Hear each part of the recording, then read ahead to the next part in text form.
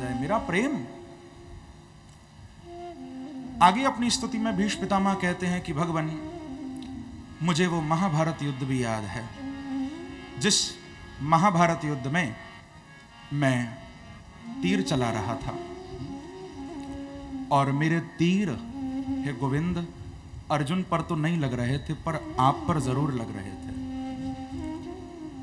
प्रेम से कहो श्री राधे, क्योंकि अर्जुन तो पीछे है ना, भगवान आगे बैठे हैं रथ पकड़कर। तो प्रभु, अर्जुन पर तो मेरे तीर नहीं लग रहे थे, लेकिन आपके ऊपर मेरे तीर लग रहे थे। और इतना जोर जोर से मैं तीर छोड़ रहा था कि मैंने आपके कवच को भी तोड़ दिया था प्रभु। उस समय उस युद्ध भूमि में आपकी कैसी अद्भुत शोभा हो रही थी भगवान। आपके काले काले घुंघराले बाल, अर्जुन के रथ के जो घोड़े थे, उन घोड़ों के पैरों से जो धूल उड़ रही थी, उस धूल से आपके काले बाल भूरे हो गए थे। प्रेम से कहो श्री राधे, क्योंकि ठाकुर जी के केश उस धूल से आच्छादित हो गए थे। बड़ा सुंदर रूप। यहां तक कि भीष्म पितामह कहते हैं कि प्रभु, केवल बाल ही नहीं, आप भी उस समय युद्ध भूमि में मुझे काले से गोरे लग रहे थे, क्योंकि आप तो श्याम सुंदर हो, सांवरे सलोने हो, परंतु वो धूल जब आपके चेहरे पर भी आई तो आप भी थोड़े गोरे लग रहे थे। उस समय बहुत सुंदर लग रहे थे आप। आपकी घुंघराली अलकावलियां आपके चेहरे पर मंडरा रही थी। कैसा अद्भुत रूप। भीष्म पितामह कह रहे हैं कि स्वनिगम अपहाय मत प्रतिज्ञाम मृतमदि कर्तुमवप्लुतो रथस्थः धृतरथ चरणो भयाचलत् हरिरिव हन्तुमिभं गतोत्तरीयः। बाबा कहते हैं कि भगवान, मुझे एक बात बार बार याद आती है। भगवान ने कहा कि बाबा कौन सी बात? बोले प्रभु, क्या आप भूल गए? मुझे ये बात बार बार याद आ रही है भगवान। शायद आपको याद नहीं आती होगी, लेकिन महाभारत के उस युद्ध में आपने मेरी प्रतिज्ञा को पूरा करने के लिए अपनी प्रतिज्ञा को तोड़ दिया था प्रभु। कौन सी प्रतिज्ञा? आप लोग तो सब जानते हो ना, महाभारत युद्ध से पहले प्रतिज्ञा की थी भगवान ने कि मैं इस युद्ध में हथियार नहीं उठाऊंगा। भगवान ने संकल्प लिया था कि मैं हथियार नहीं उठाऊंगा युद्ध में। लेकिन भीष्म पितामह कहते हैं कि प्रभु, मैंने भी युद्ध के बीच में संकल्प कर लिया था कि आज जो हरि ही न शस्त्र गहाऊं तो लाजू गंगा जननी को शांतनु सुत न कहाऊं। ये भीष्म पितामह की प्रतिज्ञा थी कि यदि मैंने कृष्ण से हथियार नहीं उठवा लिया तो मैं भी अपने पिता शांतनु की संतान नहीं हूं। और भगवान ने भी युद्ध से पहले संकल्प लिया था कि मैंने यदि युद्ध में हथियार उठा लिया तो मैं भी एक पिता की संतान नहीं हूं। प्रेम से कहो श्री राधे। भगवान की भी उधर प्रतिज्ञा और इधर भक्त की भी प्रतिज्ञा। लेकिन भीष्म पितामह कहते हैं कि प्रभु, आप कितने दयालु हो। स्वनिगम अपहाय मत प्रतिज्ञा। प्रभु, स्वनिगमम, आपने अपनी प्रतिज्ञा को तोड़ दिया था और आपने उस युद्ध भूमि में जब मेरा रथ अर्जुन के सामने आ गया था, मैं अर्जुन से युद्ध कर रहा था और अर्जुन जब उस युद्ध में घबरा गया, चारों ओर अर्जुन को भीष्म पितामह का मंडलाकार धनुष दिखाई दे रहा है। गर्जना कर रहे हैं बाबा, भीषण युद्ध हो रहा है। अर्जुन से नहीं सहन हुआ। अर्जुन ने हाथ खड़े कर दिए कि हे गोविंद, अब रक्षा करो, मैं इनसे युद्ध नहीं कर पाऊंगा, हे गोविंद मेरी रक्षा करो। जो ऐसा कहा तो भीष्म पितामह कहते हैं कि प्रभु, उसकी प्रतिज्ञा सुनकर आप पर रहा नहीं गया और अवप्लुतः आप अपने रथ से कूद पड़े और कूद कर आपने एक रथ के उस चक्र को, उस पहिए को उठा लिया। आपके हाथ में आते ही वो सुदर्शन चक्र बन गए और आप उसे लेकर मेरी ओर मुझे मारने के लिए दौड़ने लगे। भीष्म पितामह बड़ा गदगद होकर इस झांकी का दर्शन स्वयं कर भी रहे हैं, भगवान को करा भी रहे हैं, सुना भी रहे हैं। प्रभु मुस्कुराने लगे। भीष्म पितामह बोले कि भगवान, आपने मुझे मारने के लिए हथियार तो उठा लिया था, लेकिन मुझे तो बहुत आज हंसी आ रही है। बोले बाबा, एक तो मैंने अपनी प्रतिज्ञा तोड़ी, आपकी प्रतिज्ञा की लाज मैंने रखी, और आप कहते हो हंसी आ रही है। बोले हाँ प्रभु, हंसी एक बात पर आ रही है कि आपने ये प्रतिज्ञा ली थी कि यदि मैं हथियार उठा लूंगा तो मैं एक बाप की संतान नहीं हूं। उस प्रतिज्ञा का क्या हुआ? भगवान बोले कि बाबा, सच्ची बात तो यह है कि एक बाप की संतान में हूं भी कहां। कोई कहता है कि नंद का लाला, कोई कहता है वसुदेव का लाला, न जाने कितने तो मेरे बाप हैं। प्रेम से कहो श्री राधे। तो अब प्रतिज्ञा तोड़ दी तो कौन सी बड़ी बात हो गई? मैं तो लीला में न जाने किस किस को अपना पिता बना लेता हूं, न जाने किस किस पर मैं कृपा कर देता हूं, लेकिन वास्तव में मैं सबका पिता हूं। मुस्कुराने लगे भीष्म पितामह ये बात सुनकर। कहते हैं कि प्रभु आप कितने दयालु हो, आप कितने कृपालु हो भगवान। मैंने आपके ऊपर तीर मारे थे, मैंने आपकी प्रतिज्ञा को तोड़वाया था, लेकिन फिर भी प्रभु आप मुझे अंतिम समय दर्शन देने के लिए आ गए। सभवतु में भगवान गतिर मुकुंद। हे मुकुंद, मेरी गति आप में हो जाए बस। आप कितने दयालु हो प्रभु, कितने कृपालु हो आप। मुकुंद भगवान में अपनी गति चाहते हैं भीष्म पितामह। लेकिन बंधुओं, मुकुंद कौन है? मुकुंद का सीधा सा अर्थ होता है मुक्तिम ददाति इति मुकुंदः। जो मुक्ति दें वो मुकुंद हैं। लेकिन भीष्म पितामह केवल मुक्ति चाहने वालों में से नहीं है, ध्यान रखना। भीष्म पितामह केवल मुक्ति चाहने वालों में से नहीं है बंधुओं। यहां मुकुंद का अर्थ विद्वान बड़ा अच्छा करते हैं। मुकुंद का अर्थ क्या है? एक अर्थ तो ये हो गया कि मुक्तिम ददाति, जो मुक्ति प्रदान करें वो मुकुंद है, लेकिन नहीं, मु मुक्ति सुखम कु कुत्सितम यस्मात् मुकु अर्थात प्रेम लक्षणा भक्ति तम ददाति इति मुकुंदः। बोले मुक्ति सुख भी जिसके आगे बहुत छोटा है, और वो कौन सा सुख है? बोले वो है प्रेम लक्षणा भक्ति का सुख। ऐसी भक्ति जो अपने भक्तों को प्रदान करने वाले हैं वही तो भगवान मुकुंद हैं। बोलो मुकुंद भगवान की जय। बाबा तो केवल प्रेम लक्षणा भक्ति चाहते हैं भगवान से। अब देखिए, अब स्तुति का थोड़ा अंत होने वाला है, विश्राम हो रहा है। तो कैसा अद्भुत भाव भीष्म पितामह के अंदर उठ रहा है इस समय कि ललित गति विलास वल्गुहास प्रणय निरीक्षण कल्पितोरुमाना कृतवनुमनुकृत्य उन्मदान्धा प्रकृति मगन किल यस्य गोपवध्वः। प्रेम से कहिए श्री राधे। ये भीष्म पितामह का बहुत विलक्षण और विचित्र भाव है। भीष्म पितामह अपनी स्तुति के विश्राम के समय यहां महारास की झांकी का दर्शन करा रहे हैं। देखिए, ये जो महारास की लीला है, मानो संपूर्ण महारास लीला भीष्म पितामह ने केवल एक श्लोक में वर्णन कर दी है। संपूर्ण महारास लीला। कहते हैं ललित गति विलास वल्गुहास। थोड़ा दर्शन करिए इस श्लोक का, इस छंद का। कहते हैं कि प्रभु आपकी चाल कैसी मतवाली है, ललित गति विलास। आप जब चलते हो न, देखो, आप कभी हमारे बांके बिहारी को कहना कि हे बांके बिहारी थोड़ा सीधा चल के दिखाओ। चाहे कुछ भी हो जाए लेकिन ये सीधा नहीं चल सकते। प्रेम से कहो श्री राधे। क्योंकि टेढ़े हैं ना, तो चाल भी बड़ी टेढ़ी है इनकी।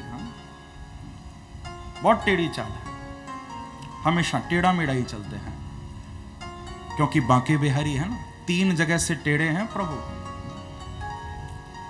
थोड़ा ग्रीवा गर्दन झुकी हुई है, थोड़ा सा कमर झुकी हुई है, और थोड़ा सा चरण भी टेढ़े रख के खड़े होते हैं ठाकुर। 3 जगह से टेढ़े हैं। लेकिन क्यों टेढ़े हैं? अरे ये अकेले टेढ़े नहीं हैं। अरे बांके हैं नंद बाबा और यशमती, और बांकी घड़ी जन में है बिहारी। बांके कन्हैया के बांके ही ब्रात, लड़ा के बड़े हल मूसलधारी। और बांकी मिली दुल्हन जगवंदनी, और बांके गोपाल के बांके पुजारी। तो भक्तन दर्शन दैन के कारण, झुकी झांकी झरोखा में बांके बिहारी। झुकी झांकी झरोखा में बांके बिहारी।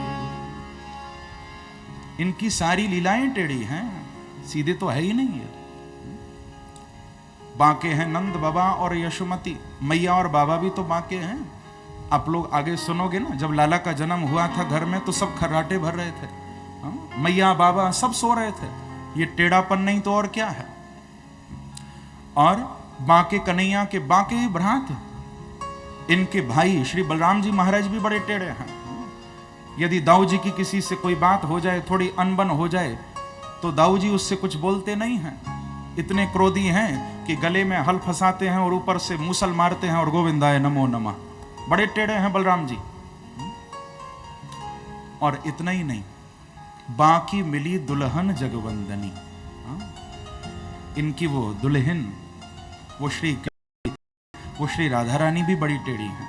आप लोग कहेंगे कि महाराज राधा रानी तो बड़ी सीधी हैं, बड़ी भोली हैं, हमारे लिए सीधी हैं, भक्तों पर तो कृपा करती हैं, लेकिन इनके लिए वो भी टेढ़ी हैं, क्योंकि सारी दुनिया से तो ये अपने चरण दबाते हैं, लेकिन हमारी किशोरी जी वृंदावन में सेवा कुंज में आज भी बांके बिहारी से अपने चरण दबा रही हैं। जाकर दर्शन करना, प्रेम से कहो श्री राधे।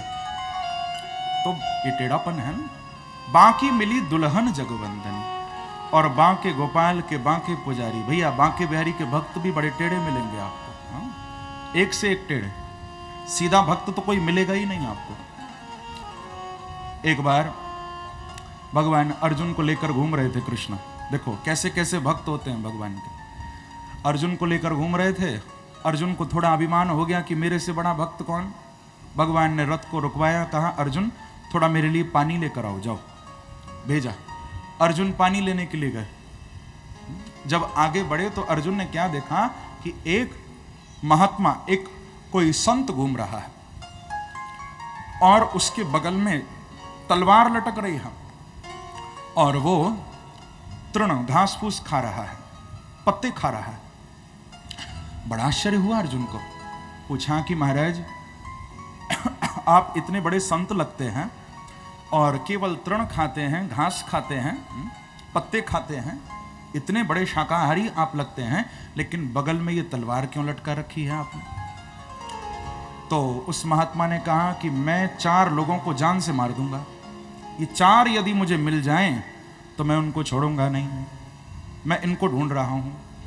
ये यदि मुझे दिख गए तो मैं इनको तलवार से मार डालूंगा। बोले महाराज इतना भड़क क्यों गए आप? कौन है ये 4? इन 4 ने आपका क्या बिगाड़ा? बताइए तो सही, कौन कौन है? तो कहा कि सबसे पहला तो है ये नारद मुनि। बोले नारद जी से क्या दुश्मनी है? अरे एक क्षण के लिए भी हमारे ठाकुर जी को चैन से नहीं बैठने देता। जब देखो तब श्रीमन नारायण श्रीमन नारायण श्रीमन नारायण। अरे एक पल के लिए भी ठाकुर जी को चैन से नहीं रहने देता, दिन भर पुकारता रहता है। अरे थोड़ा आराम तो करने दो मेरे प्रभु को। और महाराज दूसरा कौन? बोले दूसरी है द्रौपदी। बोले द्रौपदी ने आपका क्या बिगाड़ा? तो बताया कि जिस समय दुर्वासा ऋषि आए थे, उस समय जब भोजन की व्यवस्था करनी थी, द्रौपदी ने मेरे प्रभु को बुलाया था। मेरे ठाकुर जी द्वारिका में भोजन कर रहे थे और भोजन छोड़कर प्रभु को आना पड़ा था। ये द्रौपदी मिल जाए तो मैं इसको छोड़ूंगा नहीं। ठाकुर जी को थाली छोड़नी पड़ी इसके लिए, भूखे रह गए प्रभु। अरे ऐसे समय में बुलाने की क्या जरूरत थी? अच्छा महाराज तीसरा कौन है? तो कहा तीसरा है ये प्रहलाद। बोले प्रहलाद जी ने आपका क्या बिगाड़ा? बोले प्रहलाद ने तो बहुत बड़ी गलती की है। अरे इतने कोमल मेरे प्रभु, जिनका श्रीअंग माखन से भी ज्यादा कोमल है, इतने कोमल मेरे ठाकुर जी को इस प्रहलाद ने खंबे से निकाल दिया। इसकी वजह से मेरे प्रभु को खंबे से, पत्थर से, उस कठोर खंब के अंदर से प्रकट होना पड़ा। मैं प्रहलाद को भी नहीं छोड़ूंगा। अब पूछा कि महाराज ये भी बता दो कि फिर चौथा कौन है? तो संत ने कहा कि चौथा है ये अर्जुन। अर्जुन इतना सुनते ही घबराए। बोले महाराज अर्जुन ने क्या बिगाड़ा है? तो कहा कि अर्जुन ने तो मेरा सबसे बड़ा नुकसान किया, इसने मुझे बड़ा कष्ट दिया। बोले महाराज क्या किया? बोले मेरे ठाकुर जो राजाओं के राजा, जो द्वारिका के राजा, जो यदुकुल शिरोमणि अनंत श्री विभूषित, ऐसे मेरे परमात्मा से इस अर्जुन ने अपना रथ चलवाया, यदि ये मुझे कहीं मिल जाए तो मैं इसको जिंदा नहीं छोड़ूंगा अर्जुन को। महात्मा ने पूछा कि कहीं तुम इन चारों में से तो कोई नहीं हो? अर्जुन ने कहा कि महाराज मैं इनमें से कोई नहीं हूं, मुझे माफ करो। अर्जुन वहां से भागे। अर्जुन का अभिमान टूट गया। आज सोचते थे कि मेरे से बड़ा कोई भगवान का भक्त नहीं हो सकता, मेरे से बड़ा कोई भगवान का ख्याल रखने वाला नहीं हो सकता। आज अभिमान टूट गया कि भक्त तो बड़े अनोखे अनोखे हैं, बड़े विलक्षण। तो बंधुओं, कहने का अभिप्राय कि बांके गोपाल के बांके पुजारी, भक्त भी बड़े टेढ़े होते हैं। तो जब भक्त भी टेढ़े हैं, उनके माता पिता भी टेढ़े हैं, उनके भाई भी टेढ़े हैं, उनकी परम आह्लादनी शक्ति, उनकी दुल्हन श्री राधा रानी भी टेढ़ी हैं, तो हमारे बांके बिहारी यदि थोड़े से टेढ़े हो गए तो भैया क्या हो गया इसमें? झुकी झांकी झरोखा में बांके बिहारी। यही बात भीष्म पितामह कह रहे हैं कि ललित गति विलास वल्गुहास प्रणय निरीक्षण कल्पितो रुमाना कृतमनुकृतवत्य उन्मदान्धा प्रकृति मगन किल यस्य गोपवध्व। हे प्रभु, आपकी कितनी सुंदर, कितनी प्यारी चाल है, ललित गति विलास आपकी। और केवल चाल ही आपकी सुंदर नहीं है, वल्गु हास, आपकी मुस्कुराहट भी बड़ी अनोखी है। प्रेम से कहो श्री राधे। देखो, इन स्तुतियों में ही भागवत का सार रखा हुआ है। भागवत स्तुति पर ग्रंथ है बंधुओं। कथानक तो हम लोग सुनते ही रहते हैं, लेकिन भागवत का जो विशेष तत्व है वो भागवत की स्तुतियों में छुपा हुआ है। एक से बढ़कर एक स्तुति हुई। भीष्म पितामह कहते हैं कि महाराज वल्गुहास, कैसी सुंदर आपकी मुस्कुराहट है, आपकी मुस्कान है, अद्भुत अनोखी। तभी तो हमारे व्रज के भक्त श्री भगवत रसिक देव जी कहते हैं कि लखी जिन लाल की मुस्कान। एक बार जिसने बांके बिहारी को मुस्कुराते हुए देख लिया, फिर और कुछ देखने की इच्छा ही नहीं रहती मन में। लखी जिन लाल की मुस्कान, तो तीना ही बिसरी वेद विधि सब, योग संयम ध्यान, सब भूल जाते हैं, फिर कुछ याद नहीं रहता। कि नेम व्रत आचार पूजा पाठ गीता ज्ञान, रसिक भगवत दृगदयी असि ऐंच के मुख म्यान, लखी जिन लाल की मुस्कान। एक बार जो हमारे बांके बिहारी की मुस्कुराहट देख लेते हैं भैया, वो तो फिर किसी मतलब के नहीं रहते।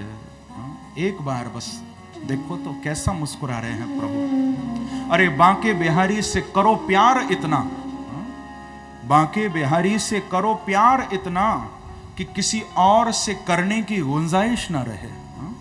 बांके बिहारी से करो प्यार इतना कि किसी और से करने की गुंजाइश ना रहे, और वो यदि देखकर एक बार मुस्कुरा दें तो फिर और कुछ देखने की ख्वाहिश ना रहे।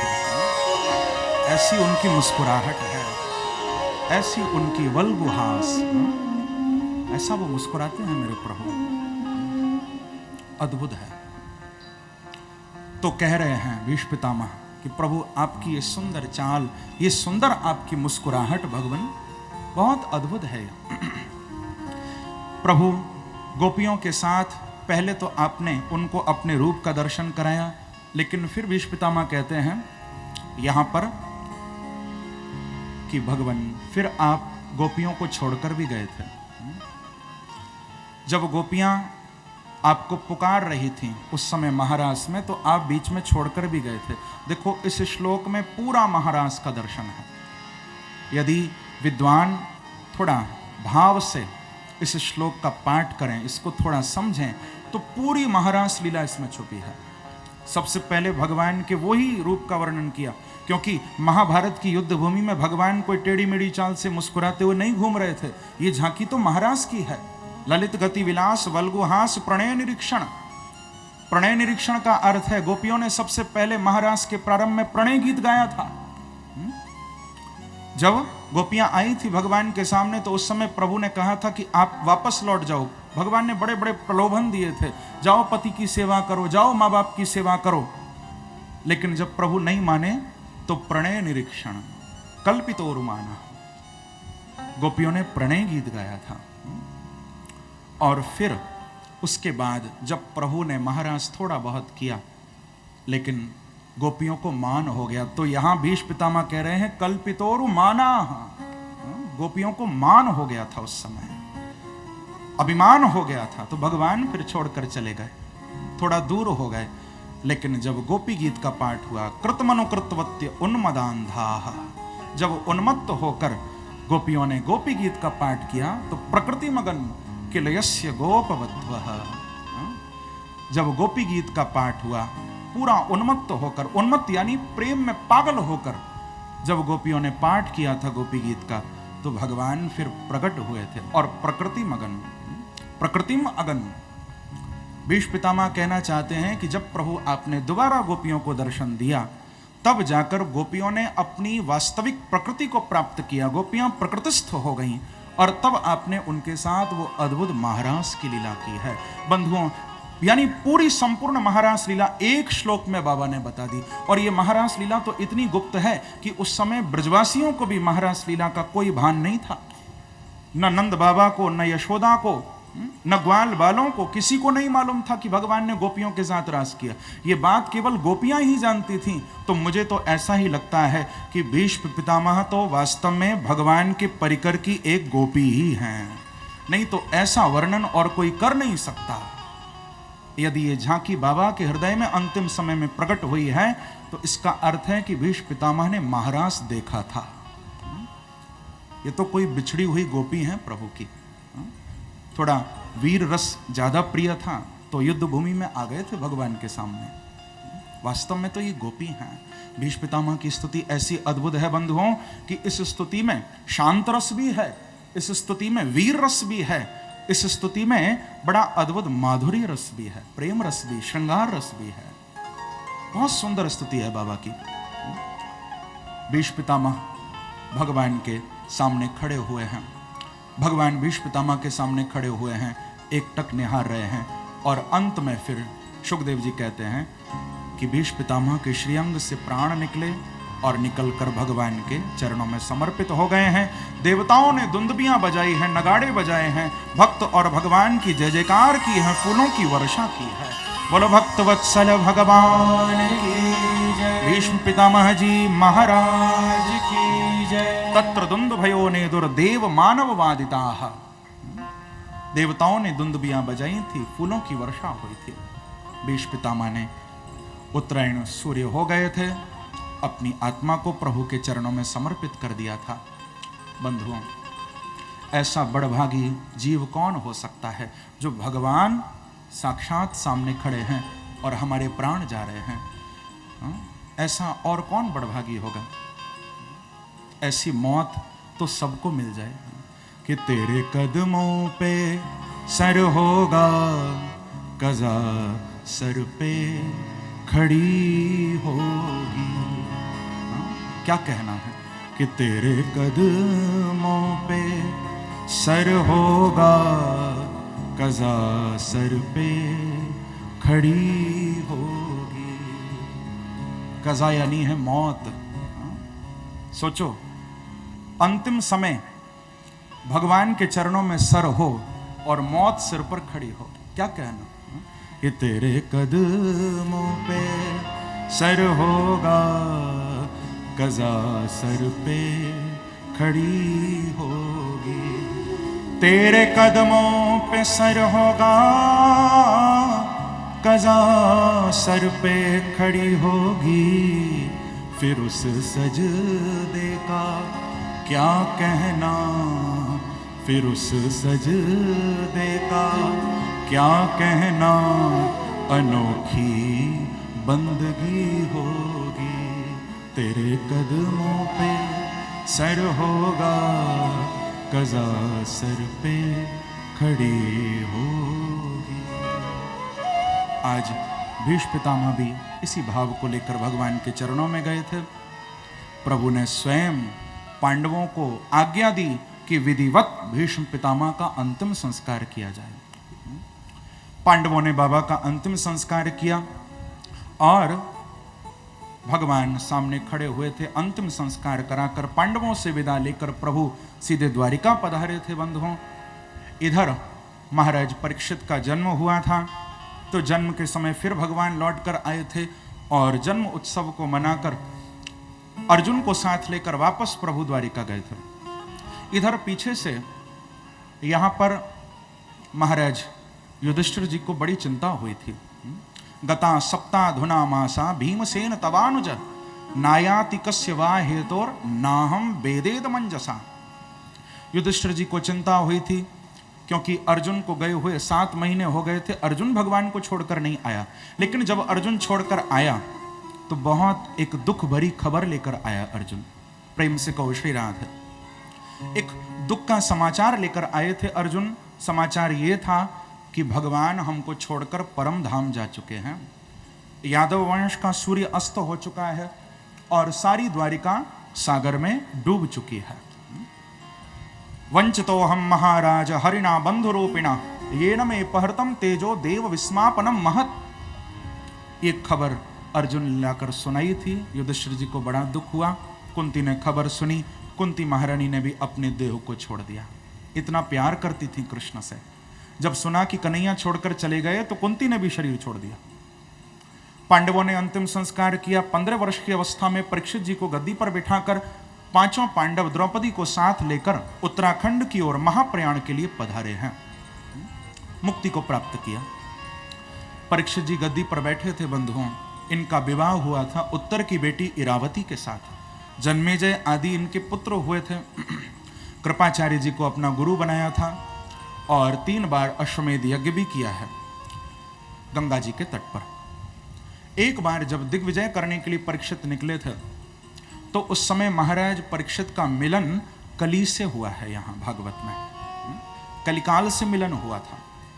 महाराज परीक्षित तो कलिकाल को निकालना चाहते थे, लेकिन कलिकाल, ये कली परीक्षित के चरणों में गिर गया था और कहा था कि महाराज, राजा का कर्तव्य होता है कि शरण में आने वाले की रक्षा वो करे। मैं भी आपकी शरण में आ गया हूं। हे परीक्षित, आप मुझे भी कोई स्थान दीजिए।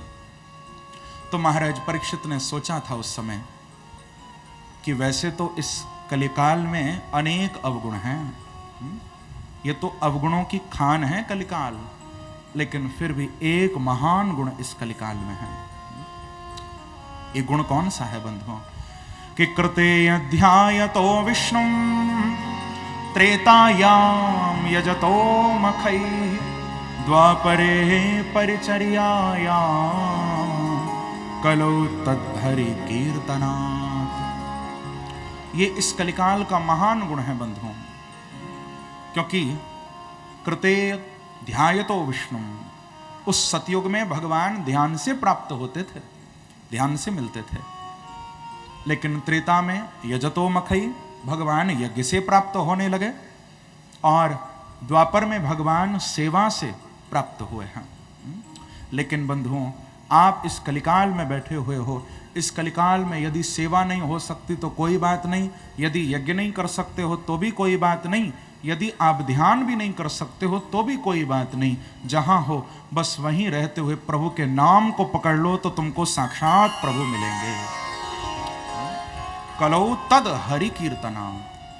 इस कलिकाल में तो केवल भगवान कीर्तन से ही प्राप्त हो जाते हैं बंधुओं। इस कलिकाल में न तो ध्यान तक व्यक्ति पहुंच सकता है, न योग तक। हाँ, योग शरीर को स्वस्थ करने के लिए तो हम जीवन में ला सकते हैं, लेकिन इस कलिकाल में भगवान से जुड़ने का माध्यम तो केवल नाम है। योग नहीं है, ध्यान नहीं है, यज्ञ नहीं है, केवल नाम है, केवल नाम। कलौ नास्त्येव नास्त्येव नास्त्येव गतिरन्यथा, और कोई दूसरी गति ही नहीं है, केवल प्रभु का नाम है बंधुओं। भगवान के नाम को आप पकड़ लो बस। तभी तो हमारे स्वामी जी महाराज कह रहे हैं, स्वामी श्री हरिदास जी महाराज, कितना अद्भुत सिद्धांत का पद है। बहुत सुंदर अपने एक पद में स्वामी जी महाराज कह रहे हैं कि हरि भज हरि भज रे मन छाण मान नर तन को। ओ हरि भज रे ओ मन छाण मान नर तन को। मन छाण मान नर तन को। ओ हरि भज रे मन छाण मान नर तन को। ओ मन छाण मान नर तन को। ओ मत बांछे रे मत बांछे रे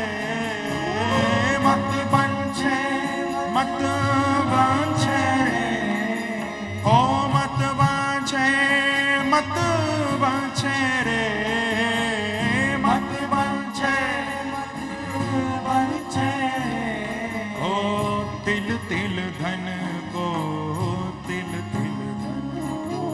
ओ तिल तिल धन को।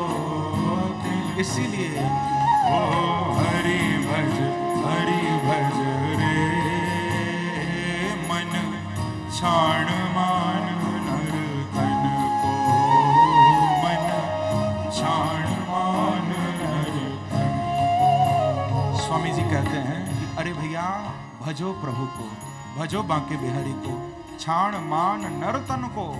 इस तन के, इस शरीर के अभिमान को छोड़ दो। मत बन छे रे तिल तिल धन को। छोटे छोटे फायदे के लिए उस बड़े फायदे को क्यों छोड़ते हो? थोड़े से पैसे के लिए इतना हम लोग भाग रहे हैं, इतना पागल हो रहे हैं। वास्तव में जो हमारा खजाना है प्रभु का नाम, हम उसे भूल रहे हैं। क्योंकि बंधुओं, यहां तो पैसा चलता है, लेकिन प्रभु के धाम में रुपीस या डॉलर ये कुछ नहीं चलते। वहां इनकी कोई कीमत नहीं है। वहां यदि कुछ चलता है तो प्रभु का नाम चलता है। और ये भी समझ लेना कि वहां चलने वाली ये दौलत यहीं कमाई जा सकती है, लेकिन हम तो यहां वो दौलत कमा रहे हैं जो न यहां हमारा उद्धार करेगी न वहां हमारा उद्धार करेगी। वो दौलत हम कमा रहे हैं, और जिस दौलत से यहां भी उद्धार होगा वहां भी उद्धार होगा, ऐसे प्रभु के उस नाम रूपी दौलत को हम लोग लुटा रहे हैं, गंवा रहे हैं। तो इसीलिए कहते हैं कि हरि भज रे ओ मन छाण मान नर तन को। मन छाण मान नर तन को। बंधुओं, भगवान का नाम कितना सरल है। सुलभम भगवन नाम जिह्वा च वशवर्तनी तथापि नरकम यान्ति किमाश्चर्य मतः परम। इससे बड़ा और आश्चर्य संसार में क्या होगा कि भगवान का नाम इतना सुलभ है, हमारी जिह्वा, हमारी रसना भी हमारे वश में है, और फिर भी हम प्रभु का नाम न लेकर नरक में जा रहे हैं। इससे बड़ा और कोई आश्चर्य नहीं होगा। इसीलिए ओ हरि भज रे मन छाण मान नर तन को। ओ मन छाण मान नर तन को। ओ मत बांछे रे मत बांछे रे मत बांछे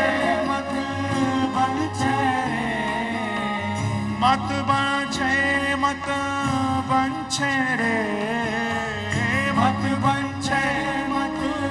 बांछे ओ तिल तिल धन को।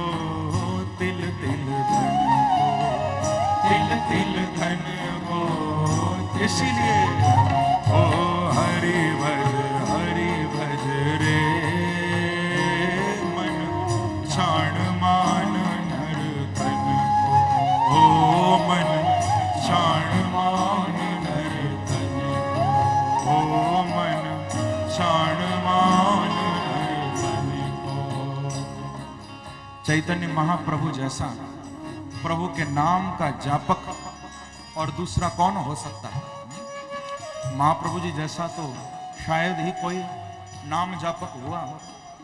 ऐसे अद्भुत महापुरुष जिनकी जिह्वा से अहर्निश प्रभु का नाम निकलता था, अखंड रूप से जो प्रभु के नाम का संकीर्तन किया करते थे, ऐसे चैतन्य महाप्रभु जी, और वो भगवान को क्या कह रहे हैं? बहुत अद्भुत बात कह रहे हैं कि नयनम गलदश्रुधारया वदनम गद गद रुद्धया गिरा पुलकैर्निचितं वपु कदा तब नाम ग्रहणे भविष्यति, तब नाम ग्रहणे भविष्यति। चैतन्य महाप्रभु जी कह रहे हैं कि हे मेरे ठाकुर, हे मेरे प्रभु, ऐसा वो दिन मेरे जीवन में कब आएगा? नयनम गलदश्रुधारया वदनम गदगद रुद्धया गिरा। वो दिन मेरे जीवन में कब आएगा जब आंखों से आंसू बहेंगे, गला मेरा ये कंठ एकदम कांपने लग जाएगा प्रभु को, और आपके रूप का दर्शन करते हुए इस वाणी से आपका नाम निकलेगा। वो दिन कब आएगा जीवन में?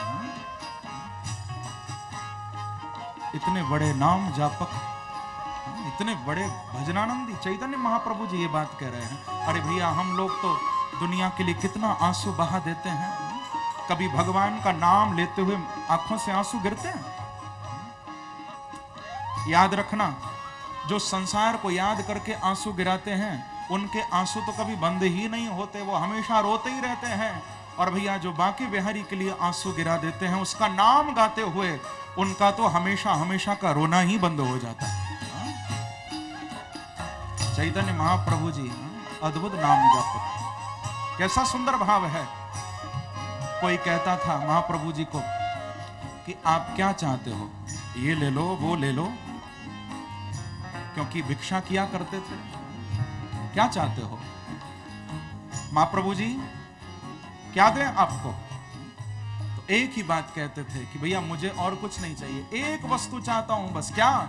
ओ आमी ना मेरे भिकेरी, आमी प्रेमेरे भिकेरी, आमी प्रेमेरे भिकेरी, ओ आमी ना मेरे भिकेरी, आमी प्रेमेरे भिकेरी, ओ आमी प्रेमेरे भिकेरी, ओ आमी ना मेरे भिकेरी, आमी प्रेमेरे भिकेरी, आमी प्रेमेरे भिकेरी, ओ आमी ना मेरे भिकेरी, आमी प्रेमेरे भिकेरी, ओ आमी प्रेमेरे भिकेरी। कह रहे हैं कि भैया और कुछ नहीं चाहिए, मैं तो बस प्रभु के नाम का भिखारी हूं। हाँ, कोई परमात्मा का नाम मुझे सुना दो। हाँ, कोई वैष्णव, कोई भक्त प्रभु का नाम सुना दो मुझे, कोई प्रभु का प्रेम मुझे दे दो, बस और मैं कुछ नहीं चाहता हूं।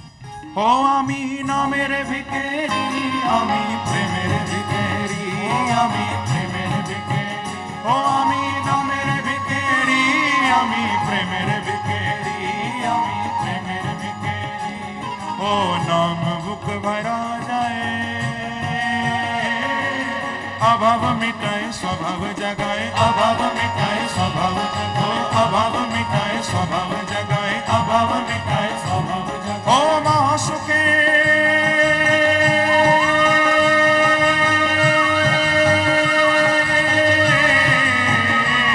तुम्ही कृष्ण कृष्ण बोले रे मुखे, कृष्ण कृष्ण बोले रे, तुम्ही कृष्ण कृष्ण बोले रे मुखे, कृष्ण कृष्ण, ओ तुम्ही कृष्ण कृष्ण बोले रे मुखे, कृष्ण कृष्ण बोले रे, तुम्ही कृष्ण कृष्ण बोले रे मुखे, कृष्ण कृष्ण। ओ आमी ना मेरे भिकेरी, आमी प्रेमेरे भिकेरी, आमी प्रेमेरे भिकेरी, ओ आमी ना मेरे भिकेरी, आमी प्रेमेरे भिकेरी, आमी प्रेमेरे भिकेरी। ऐसे नहीं, दोनों हाथों से ताली की सेवा करते हुए प्रेम से, मस्ती से डूब जाइए प्रभु के नाम में।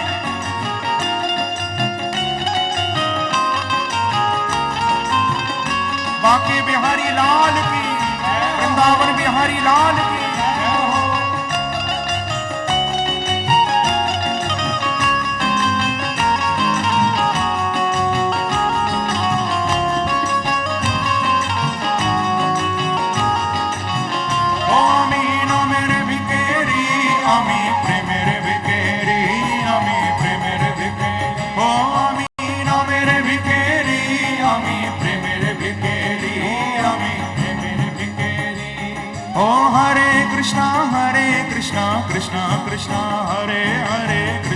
कृष्णा हरे हरे हरे कृष्णा हरे कृष्णा कृष्णा हरे हरे कृष्णा कृष्णा हरे हरे ओ हरे राम राम राम हरे हरे राम राम हरे हरे हरे राम राम राम हरे हरे राम राम हरे हरे।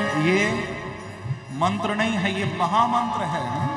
कली संतरणोपनिषद का ये महामंत्र है बंधुओं। और जिसने जीवन में प्रभु का नाम गा लिया है फिर उसको कुछ पाने को रह ही नहीं गया। पकड़ लो प्रभु के नाम को बस, और कुछ करने की जरूरत नहीं। हरे कृष्णा कृष्णा कृष्णा हरे हरे कृष्णा ओ हरे कृष्णा कृष्णा कृष्णा हरे हरे कृष्णा हरे हरे ओ हरे राम राम राम हरे हरे राम राम हरे हरे हरे राम राम राम हरे हरे राम राम हरे हरे ओ हरि बोल हरि हरि बोल हरि हरि बोल हरि बोल हरि बोल हरि हरि बोल ओ मुकुंद माधव गोविंद बोल गोविंद बोल मुकुंद माधव गोविंद बोल गोविंद। अभी आपकी ताली की आवाज मेरे कान में नहीं आ रही। हाँ, जब प्रभु का नाम गाओ मस्ती से ताली की सेवा करते हो। जय हो।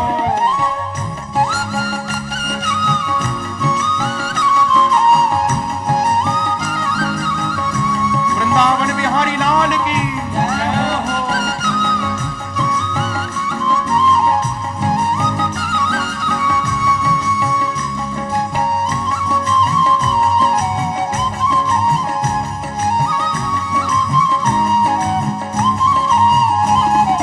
हरि बोल हरि हरि बोल हरि हरि बोल हरि बोल हरि बोल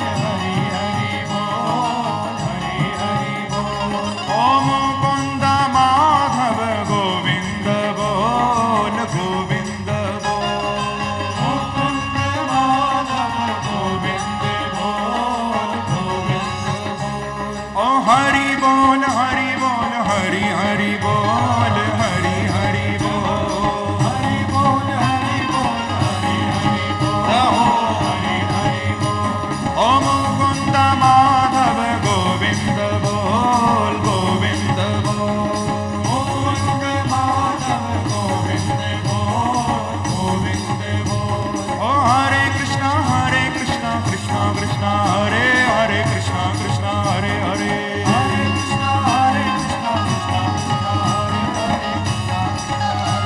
ओ हरे राम राम राम हरे हरे राम राम हरे हरे हरे राम राम राम हरे हरे राम राम हरे हरे।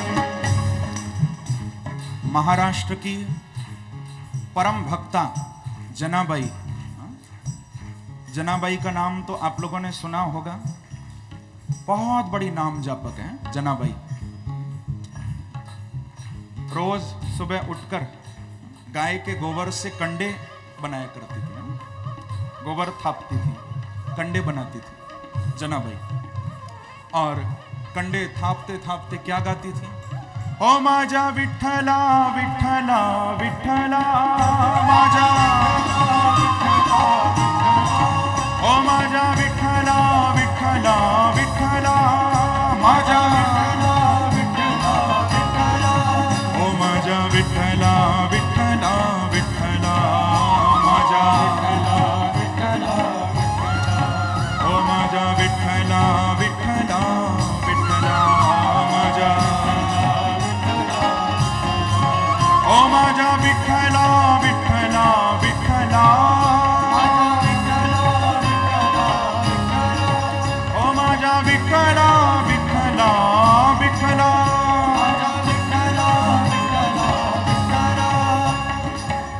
ये रोज का नियम है जनाबाई का। हा? गोबर से कंडे बना रही हैं और बस यही गा रही हैं, राम कृष्ण विठ्ठला पांडुरंग विठ्ठला। जनाबाई के बने हुए वो कंडे चोरी होने लग गए। प्रेम से कहो श्री राधे, चोरी होने लगे। अब जनाबाई सोचती है कौन ले जाता है मेरे कंडे।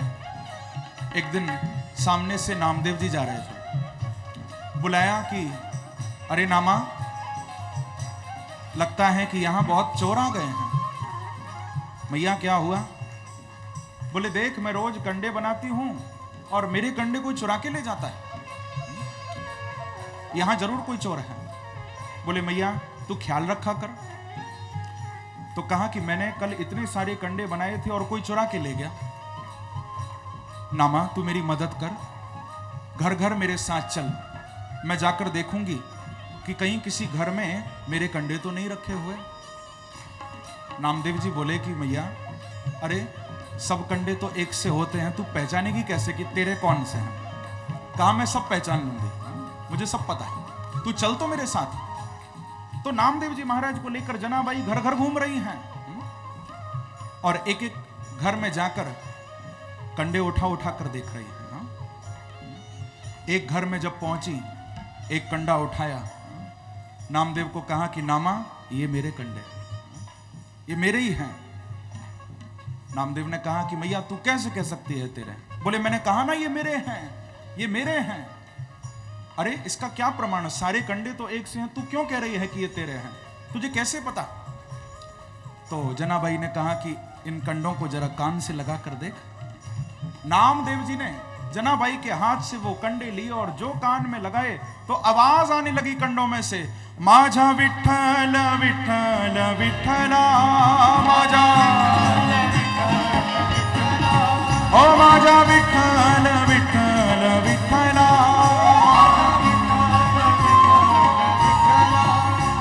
ओ राम कृष्ण विठ्ठला, राम कृष्ण विठ्ठला, ओ राम कृष्ण विठ्ठला, राम कृष्ण विठ्ठला। ये है बंधुओं नाम का प्रभाव। नामदेव जी ने जब कान से लगाया कंडों को तो उन कंडों में से भगवान नाम निकलने लगा।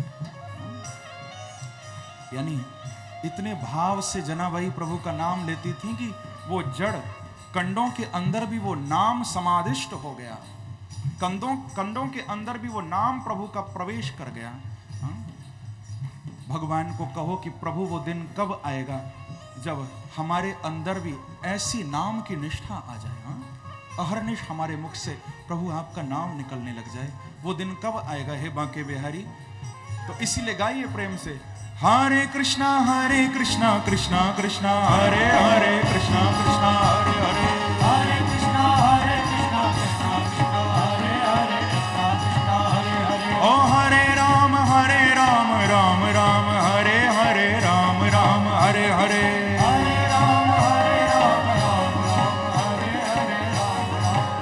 हाथ उठाकर प्रेम से ताली की सेवा करते हुए श्री राधे।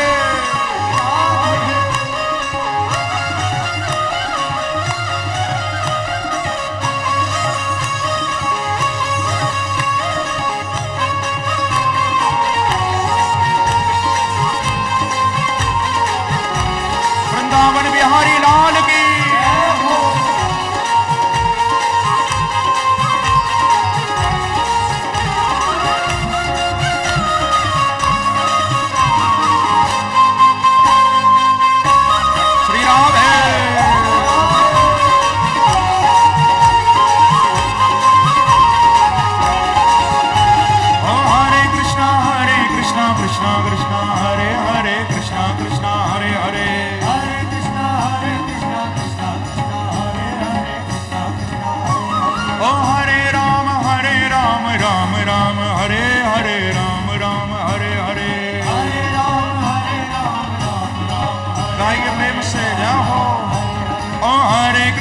हरे हरे, ओ हरे राम हरे हरे, ओ हरे कृष्णा हरे हरे, ओ हरे राम हरे हरे, ओ हरे कृष्णा हरे हरे, ओ हरे राम हरे हरे, ओ हरे कृष्णा हरे हरे, ओ हरे राम हरे हरे।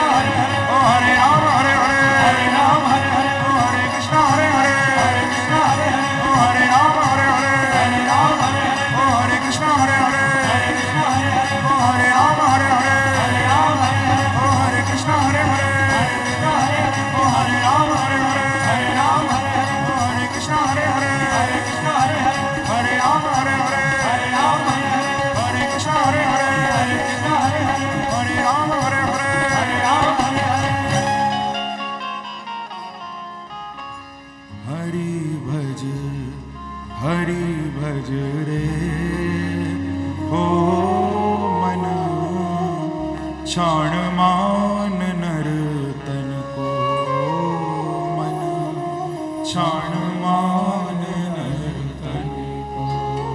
ओ मत बंछे रे, मत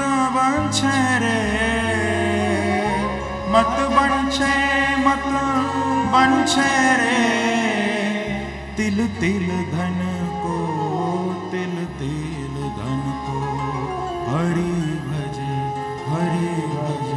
रे मन, क्षण मान नर तन को मन, क्षण मान नर तन को। तो कहने का अभिप्राय, इस कलिकाल में केवल प्रभु का नाम ही एक सार है बंधुओं, और जो प्रभु के नाम रूपी नौका पर बैठ गया वो बड़ी सरलता से इस भवसागर को पार कर जाता है। तो इसलिए महाराज परीक्षित ने भी कलिकाल को भगाया नहीं, मिटाया नहीं, स्थान दिया, लेकिन बांध दिया। स्थान देने के साथ साथ कलिकाल को बांधा है। अभ्यर्थितस्तदा तस्मै स्थानानि कलये ददौ, द्यूतम पानम स्त्रियः सूना यत्रा धर्मश्चतुर्विधः। बांधा है। इधर महाराज परीक्षित से जीवन में एक बार अपराध हो गया था। संत शमी की कुटिया पर जाकर संत शमी का अपमान कर दिया था। एकदा धनुरुद्यम्य विचरन मृगयाम बने, शिकार खेलने के लिए गए थे और संत की कुटिया में जाकर संत के गले में मरा हुआ सर्प डाल दिया था। बड़ी प्रचलित घटना है। लेकिन सर्प तो डालकर आ गए थे परीक्षित। संत का जो पुत्र है, संत शमी के बेटे जो हैं श्रृंगी, इन्होंने महाराज परीक्षित को शाप दिया है कि इति लंघित मर्यादम तक्षकः सप्तमे हनि। ये शाप दिया था कि जिस राजा ने मर्यादा का उल्लंघन करके हमारे पिता एक संत के गले में मरा हुआ सर्प डाला है, ऐसे इस राजा को 7वें दिन तक्षक नाम का सर्प काटेगा। ये शाप मिला था। संत शमी को जब मालूम चला, दुखी हुए। बेटा तुझे शाप नहीं देना चाहिए था। अरे महाराज परीक्षित तो बड़े धर्मात्मा राजा हैं, क्या हुआ जो मेरे गले में सर्प डाल दिया, लेकिन तूने क्यों शाप दिया? संत शमी बोले कि अब ये शाप मुक्त तो नहीं हो सकते परीक्षित, तो क्यों ना उनको कम से कम इस शाप के बारे में खबर तो लग जाए कि उनको शाप मिल चुका है, जिससे कि महाराज परीक्षित अपना अंत तो सुधार सके। ये विचार करके संत शमीक ने अपने गौरमुख नाम के शिष्य को महाराज परीक्षित के महलों में भेजा। गौरमुख ने आकर ये खबर दी कि महाराज अब आपकी आयु में केवल 7 दिन बाकी बचे हैं। 7वें दिन आपको वो तक्षक सर्प काटेगा।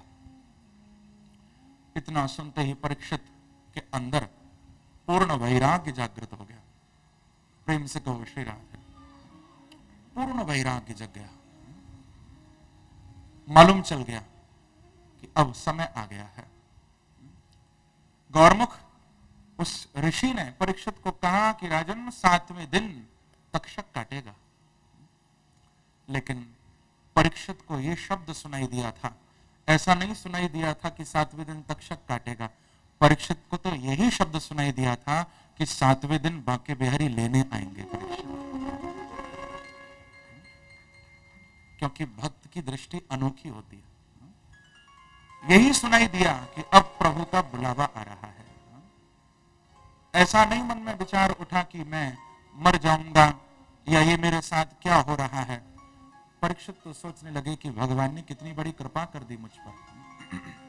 कहा मैं तो राजकाज में फंसा हुआ हूं, इतना निकलता भी नहीं हूं, कभी भजन करने का समय भी मुझे नहीं मिलता, इतना मैं फंसा पड़ा हूं। लगता है कि ये संत ने आज मुझे भजन करने का समय दे दिया है। बड़ी कृपा हो गई मुझ पर। वैराग्य जागृत हो गया। देखो बंधुओं, वैराग्य जगने का कोई समय निश्चित नहीं है। कब किसकी बात लग जाए तो व्यक्ति को वैराग्य हो सकता है। मैं कहा करता हूं कि वैराग्य कभी पूर्व नियोजित तरीके से नहीं हो सकता। पहले से आप सोचकर बैठो कि फलाने दिन हम वैराग्य धारण करेंगे, कभी नहीं ले सकते। वैराग्य कभी पूर्व नियोजित नहीं हो सकता।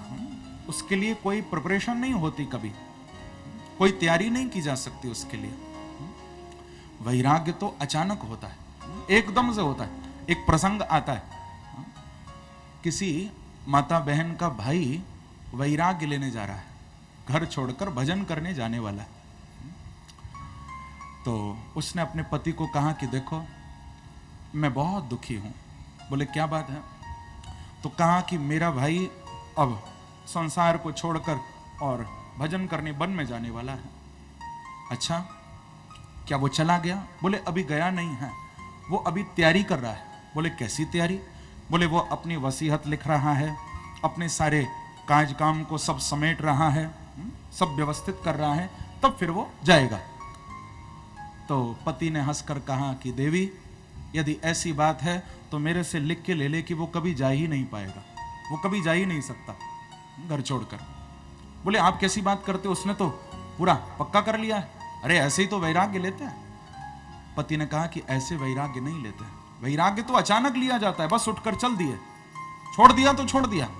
बोले नहीं, मैं इस बात को नहीं मानती, ऐसे वैराग्य नहीं होता। पति ने कहा तुझे विश्वास नहीं तो ले, अब मुझे वैराग्य हो गया है। ऐसा कहकर पति सीधे घर छोड़ के चला गया। इसको कहते हैं सच्चा वैराग्य। फिर लौट के नहीं आया कभी। उसका भाई तो तैयारी ही करता रहा और पति छोड़ के भी चला गया। प्रेम से कहो श्री राधे। वैराग्य अचानक होता है एकदम, कब किसकी बात लग जाए वैराग्य हो जाए। आज महाराज परीक्षित के अंदर भी वैराग्य जागृत हुआ और श्री परीक्षित जी महाराज तुरंत अपने पुत्रों को जन्मेजय आदि को बुलाकर राजभार सब उन पर सौंपते हैं और राजसी वस्त्रों को उतारते हैं। केवल एक लंगोटी पहनकर महाराज परीक्षित सीधे वन की ओर चल दिया है। हस्तिनापुर से निकल पड़े हैं, राजमहलों के सुख को छोड़ दिया है और छोड़कर चलते चलते महाराज परीक्षित सीधे गंगा के किनारे आ गए। बंधुओं, यावै लक्षश्री तुलसी विमिश्र कृष्णांघ्रि रेणवभ्यधिकाम्बुनेत्री। गंगा जी के किनारे आ गए। गंगा तो अत्यंत पवित्र है। गंगा कोई साधारण जल नहीं है बंधुओं, आप सब जानते हो। हाँ, आरती करते हैं तो गाते हैं ना, चरणों से निकली गंगा प्यारी। ये भगवान के चरणों से निकली है गंगा। साक्षात गंगा जी तो भगवान के चरणों का चरणामृत ही है, साक्षात चरणामृत स्वरूप है। यावै लक्षसी तुलसी विमिश्र कृष्णांग्रि रेणवभ्यधिकाम्बुनेत्री। भगवान के चरणों में चढ़ी हुई तुलसी, चरणों में चढ़े हुए चंदन को, उसकी महक को, उसके मकरंद को गंगा जी लेकर आ रही हैं। भगवान के धाम से चरणों से प्रवाहित हो रही हैं गंगा जी। तो कस्मान न सेवित मर्ष्यमाण। कौन ऐसा मर्ष्यमाण होगा जो गंगा जी का सेवन न करे, गंगा से प्यार न करे। तो गंगा जी के किनारे परीक्षित पहुंच गए। लेकिन क्या देखते हैं कि यहां तो पहले से ही बड़े बड़े संत आकर उपस्थित हो गए हैं, पहले से ही आकर बैठ गए हैं। और परीक्षित की तो संतों में बड़ी निष्ठा है, बहुत निष्ठा। संतों को देखते ही परीक्षित की गर्दन झुक गई और प्रणाम किया सब संतों को। यहाँ पर कौन कौन बैठे हैं? यहाँ विश्वामित्र बैठे हैं, वशिष्ठ बैठे हैं, यहाँ भृगु बैठे हैं, अत्रि बैठे हैं, अंगरा बैठे हैं, यहाँ पर पुलह बैठे हैं, पुलस्त बैठे हैं, स्वयं वेदव्यास जी महाराज जिन्होंने भागवत को लिखा वो भी यहाँ बैठे हुए हैं, और जो सूत जी सौनकादि ऋषियों को कथा सुना रहे हैं वो भी वहाँ विराजमान हैं।